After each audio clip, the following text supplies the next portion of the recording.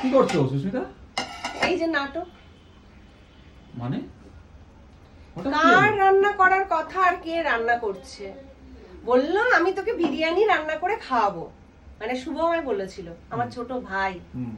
ঠিক আছে, দুপুরবেলা এই দেখো চিকেনটাকে আমি করে রেখেছিলাম, এখন আলুটা ভাজলাম আর এদিকে জল বসিয়ে দিয়েছি সবকিছু দিয়ে, চালটাও দেব।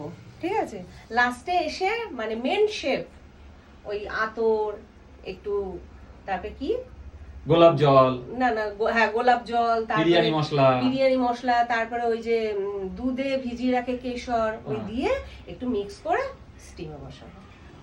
দুঃখ লাগে কিনা বলো, সব করছি আমি, আর ক্রেডিট নেবে কে? আমার ভাই। লাস্টে কি বলবে? বিরিয়ানি বানিয়ে খাইয়েছি, তাই তো? হ্যাঁ, কথায় কথায় খোটা দেবে, তোর বাড়িতে গিয়ে আমি বিরিয়ানি বানিয়েছিলাম না, তোর বাড়িতে গিয়ে আমি বিরিয়ানি বানিয়েছিলাম না, এই শুধু ক্রেডিট নেবে। তা যাই হোক বন্ধুরা, মজা করছিলাম। আমি বলেছি তুই মানে বস, কারণ দেখো বাড়িতে এতদিন মা ছিল না, হাত পুড়িয়ে রেঁধে খেয়েছে, আর একদিনের জন্য এসছে, একদিনের জন্য এসেও আমার বাড়িতে করবে, ও করতেই চেয়েছিল।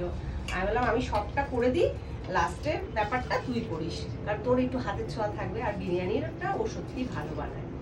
তা লাস্টে এসেও একটু করে দেবে। তা মিলেমিশে করে করি কাজ, নাহি কি নাই ভয় নাহি লাভ। একদম। তা যাই হোক, ভাতটা হলে ভাতটা উপর দিয়ে তারপর ওকে ডাকবো, তারপর বাকিটা ওই করবে। ঠিক আছে, তা আজকে আমাদের রাতে কি হচ্ছে না, বিরিয়ানি সাথে চিকেন কষা নেই বন্ধুরা, শুধু বিরিয়ানিই হবে। একটু যাও গিয়ে শশা নিয়ে আসো, স্যালাড দিয়ে তো অন্তত খাবো। এখন তুমি রাত্রিবেলা মনে করাচ্ছ? আমার এতক্ষণ মনে ছিল না, বিশ্বাস করো, এই বলতে বলতে বন্ধুদের সাথে বলতে বলতে হঠাৎ করে আর কিছু করার নেই এখন, আর এত রাত্রিবেলা আমি এখন পেয়ে যাবে। তো সেই বাজারে কে যাবে এত? চলো আমিও যাচ্ছি। চল, না না তোর রিমো যেতে হবে না, আমি যাচ্ছি, চলো চলো একটু শশা নিয়ে আসি, চলো চলো চলো।